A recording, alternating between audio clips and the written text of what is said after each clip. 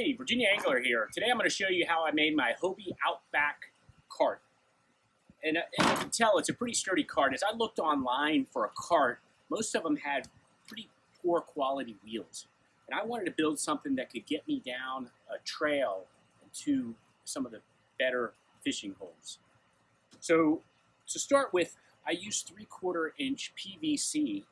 As you can see, I've got 4 T's here to create the angles that I needed. And I've also got 2 end caps that were blank end caps, and I've screwed them with the exact width of the axle. And put it all together with both primer to ensure that I had a good bond and standard plumbing PVC cement. So to start with, on the wheels, I actually picked these wheels up at Harbor Freight, much like some of the other videos I saw. And I was quite impressed. They were about $6. I had a 20% off coupon, and I got the ones that were made with zinc. They do have a painted model, but I was a little concerned about rust. And they both have dual bearing and very, very well, good quality made. The hole for your axle is actually a 5/8 inch solid steel axle. So I picked this up at Home Depot, and this is just the remaining piece. For end caps, I actually used a pound-on or press-on end cap and picked these up at on Amazon in an 8-pack. It's about $8. And these, as you can tell, you just put them onto the end here. You take a hammer and just pound it, and it goes right on. Very sturdy. I also used washers on both ends. Okay, so there's a washer on the inside, washer on the outside, and I'll talk to you a little bit about how I measured it.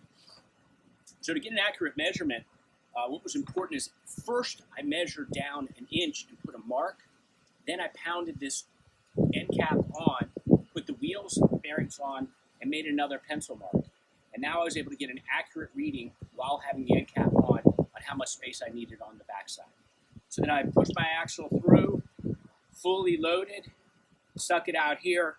I actually did put this first washer on to give myself a little bit of play, and I measured the exact distance that I had here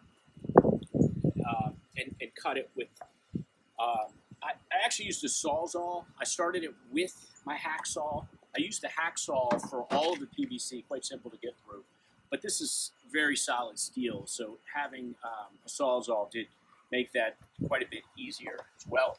And another thing that I did to really shore up that axle inside, and this is something I thought about using Bondo, which is an automobile filler, but I thought it might be difficult to get down in here around the axle. So what I did is I bought a full tube of liquid nails, and I sprayed that down in all along the bottom axle through this hole and kind of fished it through there a little bit, ensuring that I didn't affect my bond here. And then with the remaining amount, I just stuck it down through here, and it sunk down in as well.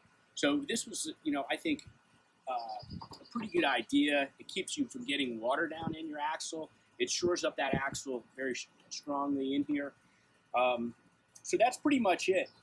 Again, Amazon for your end caps, Home Depot for your piping, and Harbor Freight for your wheels. So now I'm going to take it on a test drive for you guys and show you how this thing performs. Today I'm going to show you how my cart performs. I really wanted to build this cart so they could handle pretty rough terrain down toward shorelines. One of my favorite places to fish has about a 150 yard walk through a park to get to the water. So here we go. Designed it to almost be even so all my gear and tackle stays intact. But as you'll see as I go down through this rough terrain here, it performs quite well. So as you can see, for about $30, I've got a pretty sturdy cart here. Please hit the like button below and subscribe if you're not already a subscriber. Angler out.